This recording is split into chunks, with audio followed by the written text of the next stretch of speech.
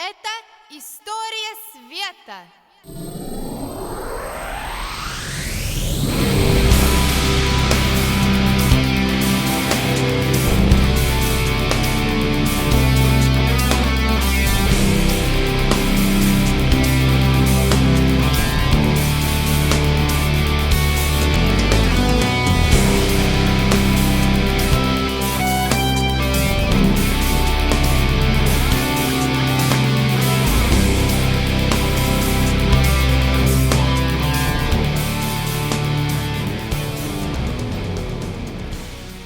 When I considered joining Alcatraz, I really needed a guitar that was more in line with what I was hoping for. And the limitations of the Strat and the Les Paul were the 22 frets, or the 21 frets. I just couldn't hang with that. I liked 24 frets. And there were so many things that didn't make kind of sense to me, like even if you have however many frets you have, these guitars were never made so you could actually reach them comfortably. I could never understand that, how if you got to play those high notes, you got to go, So it was really hard to find guitars that had 24 frets and a whammy bar and humbuckers and a single coil. So I went to this little shop in Hollywood called Performance Guitar, and I basically got some bodies and reshaped the body a bit, put some angles in it, and put a 24 fret neck and made it so that you can actually reach the neck, reach up there and play.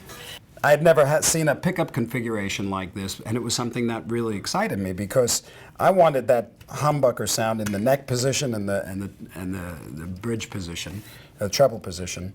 But I also wanted that single coil sound when I had these two pickups on. So we developed this switch that was like a 5-position switch that when you're in this position, you get the full humbucker. When you're here, it splits the coil. So then you get the two single coils. And then in this position, it's the single coil. And in this position, you get the two single coils again, and then the treble position. And then there was the cutaway here, for the tremolo. At the time, whammy bars just didn't go sharp. And if they did, it was more like a, And I really wanted to, pull on it. When I joined Dave's band, obviously there was a lot of companies that were interested in having me work with them.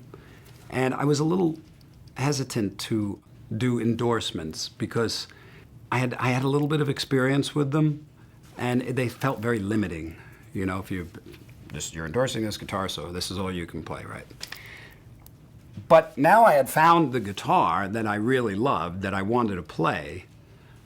And I sent out, a lot of the companies at the time had reached out to me to do endorsements. And I sent them the specs, and in some cases the guitar, and said, well, whoever makes me the best guitar, I'll be happy to play, And inevitably I received various companies' guitars with my name on it.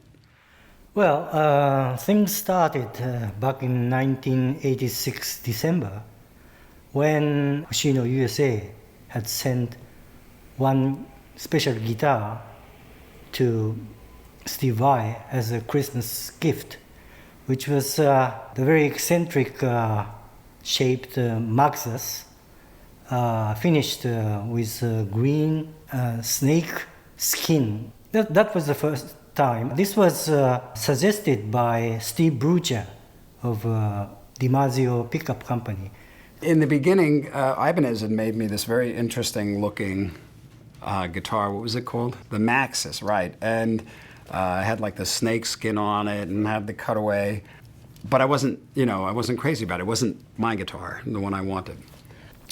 Then, a few weeks later, I remember, Steve Brucia called me and he said Steve is very interested in working with Ibanez. He would like to set up certain meeting. I think it was January or early February. And this is the first time I met Steve.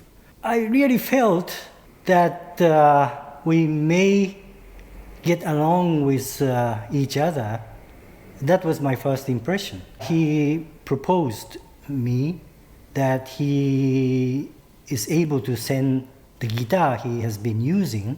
Actually, he was on the tour with David Lee Roth. So after that tour finished, he will send that guitar.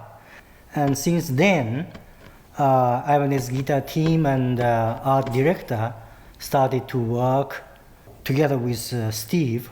That was the beginning of GEM 777.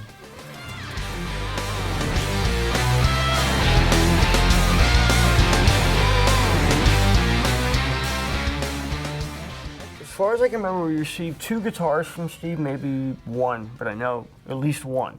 And it was a guitar that I believe was made for him in Los Angeles to his specs. And it, it arrived and it's like, oh, okay, there's some really unusual stuff going on here. The guitar that he sent us and wanted us to kind of, get ideas from, having this sharp and deep cutaway. That was like, okay, yeah, we can do that. I don't see why. I looked at it and I took a lot of measurements, and there wasn't anything that was absolutely off the wall about it. It was just a basic mechanical stuff of, cutting, routing, and giving it the shape he wanted. Very shortly after that, Ibanez had sent me this gem. Not this one in particular, but this one.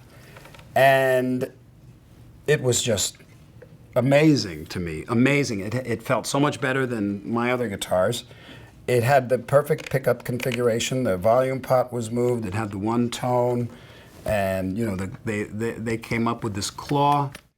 The first time I did a lion's claw on something, the lion's claw, the little scallops actually continue under the bridge. You can see it.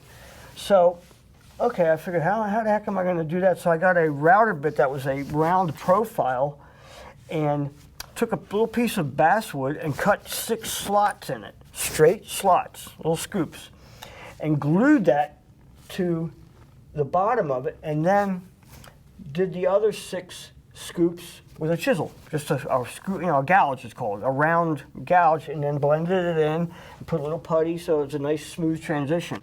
And then I thought, this guitar is really kind of cool, and it's not unlikely that there's potential for it to, for elements of it to be incorporated in other guitars, because that's how it works. Somebody comes up with something cool and it gets absorbed, and then that's just the way it is. It's fine. But I thought I'd wanted to do at least one thing that no one would ever copy, because it would be just too blatant, and it would really stamp the guitar. It's the monkey grip. The original monkey grip that I did was a little bit bigger than what they finalized, or what Steve finalized. He said, this is too big, make it smaller. Rich has said, no, don't do the slot. He wants it to be more like a hand grip. Just think hand grip, with I said to him, what do you mean, like little individual? He's like, yeah, little individual slots, so each finger will go through it. And I was like, oh, okay. So I took a Forstner bit, which is a type of wood bit that cuts very round holes, and large, whatever size you need, and then I just drilled 4 holes like that, and then took a saw, cut out the other part, and then just all hand shaped it to make that, and then just made it so when you grab it, it felt comfortable. That's what was so cool. Things were happening very fast, because once I had the specs and they were forwarded to Japan, I was in the process of building the body. They were in the process of building the neck. I knew what the dimension was going to be, so I could already do my slot to route it out. So basically, like I said, they built a neck, I built a body, they sent the necks, boom. And in the beginning, I remember they said, well, we'd like to make this guitar a production model. And I thought, well, I don't know, because it's nice for me. It's kind of weird, it's got a monkey grip and all this stuff. They said, well, we think it could do well.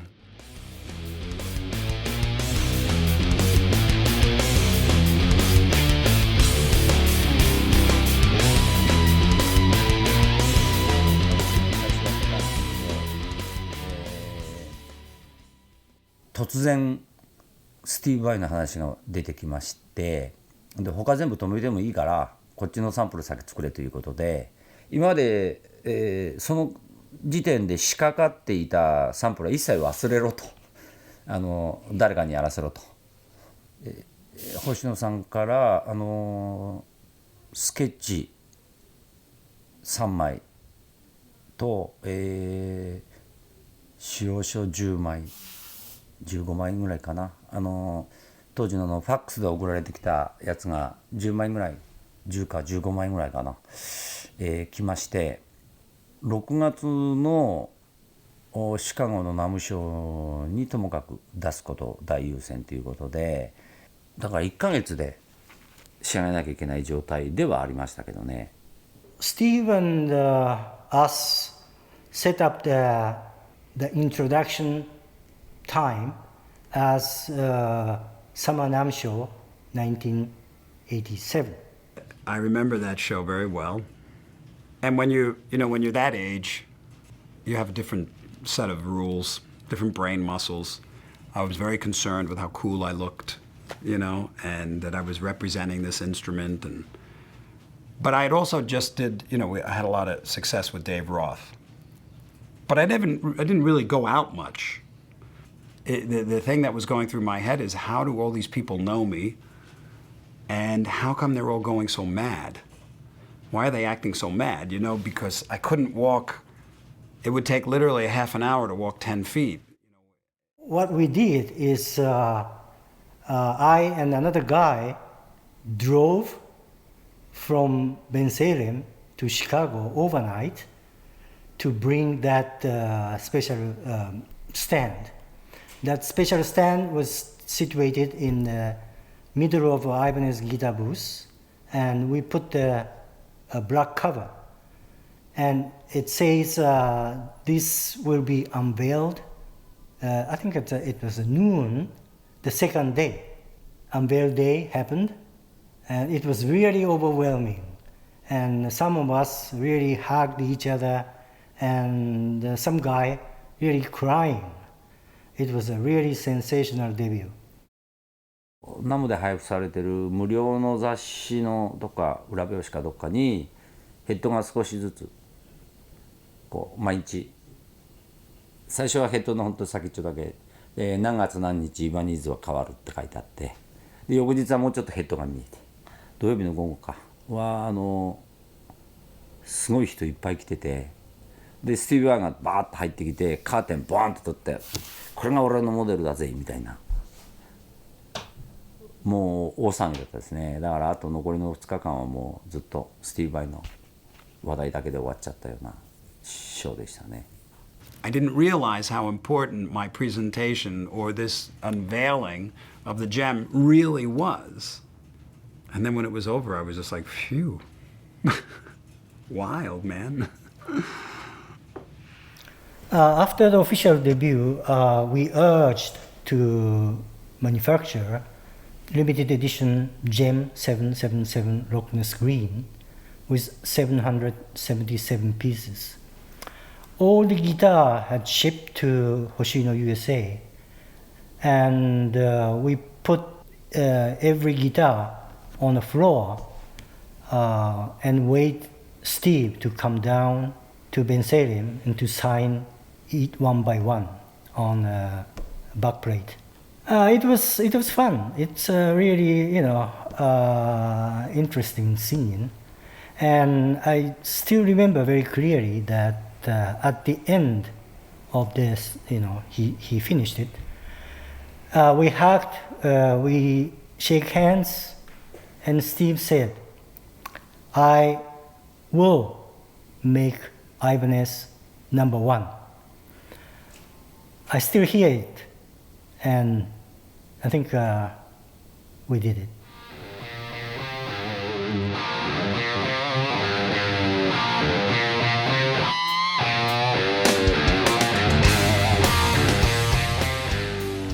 Ibanez was really, and still is, just very much focused on the needs of the guitar player. They were so supportive. They created outstanding campaigns, ad campaigns, and they made consistent, beautiful, incredible instruments with great craftsmanship. And what else could I ask for, I think it's amazing. I'm so glad that it's amazing that they're still making them 30 years later. It's a testament to, you know, obviously the popularity of Steve, and the quality of the design. It's a good design. いや長いこと作ってるっていう印象ですね。一番はね、いやイバニーズってやっぱりジェムかっていう感じですかね。 What is jam for me? I'm really lucky to be the witness of a historical birth of jam guitar. It is really the epoch-making guitar in the electric guitar history. I firmly believe that jam could not born without consolidated talent and passion between Steve Vai, Hoshino Ibanez team, and Fujigen Guitar Factory. It was a miracle, but actually it did happen, and it continues on and on and on and on. It's my favorite guitar, the Gem. I go on tour. I've been touring for 37 years, and I lay down in a lot of different beds, and some of them are really, really comfortable, and some of them are just impossible. But my bed at home is not the most comfortable, but it's the one that I'm most comfortable in, because it's my bed. And the same thing with the Gem. You know, there's things about it that you sometimes, you know, you got to fight with it. Is it the lightest guitar? Is it most ergonomically correct? I don't know, but it's my comfortable bed.